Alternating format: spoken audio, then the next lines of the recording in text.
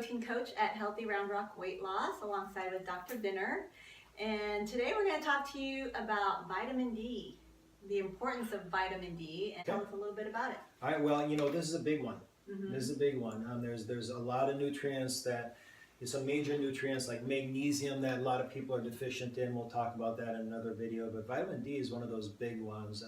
We've demonized the sun over the last 20 years, okay, and it's really, really been a shame.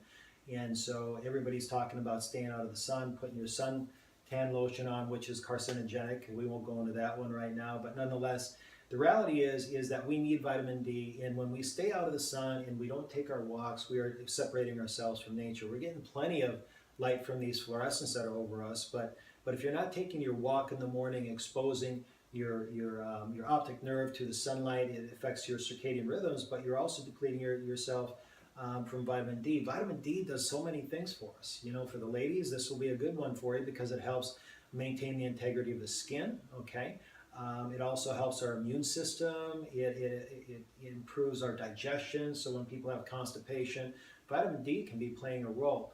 For guys, there's major studies that show that if you're taking the appropriate amount of vitamin D, it can actually increase your testosterone by about 25%. For guys and gals, vitamin D does a wonderful job at helping eliminate extra bad estrogens in our body, so our detoxification. But I think for the ideal protein individuals, especially people that are a little bit older and maybe have some metabolic damage, vitamin D does a number of things. Number one, deficiency in vitamin D makes us more insulin insensitive. All right, that means the pancreas has got to work harder, right? That's the whole thing about ideal protein to a large degree, is making sure that we reset the pancreas and get insulin sensitive again. But if we're deficient in vitamin D, that's a big issue. That's especially for individuals that come from an African American heritage, okay? Big issue there. Vitamin D also helps with our mood. I can't tell you how many individuals that when they're going through this process, they'll have cravings. And if we have a deficiency or an imbalance of proper neurotransmitters, serotonin and dopamine, that actually can cause us to have cravings. Vitamin D does, it's not the only thing, but it helps balance the proper ratio of dopamine to serotonin, which can help decrease cravings. So action step. If you haven't had your vitamin D levels checked, number one, your doctor should be doing them. Number two, if they're not, ask them to do them. They're a very inexpensive test.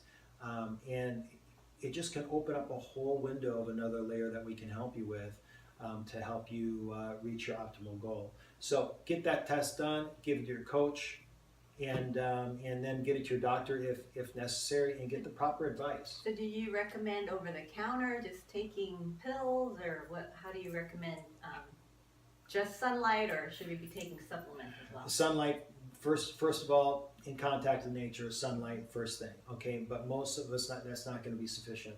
And so vitamin D by pill form or capsule form has been horrendous for raising the vitamin D levels up. And so being a functional medicine doctor, one of the things that I found out is usually sublingual micellized vitamin D raises up magnificently. So if you want that information, write into our Facebook page, and what I will do is I will let you know exactly which vitamin D supplement that is.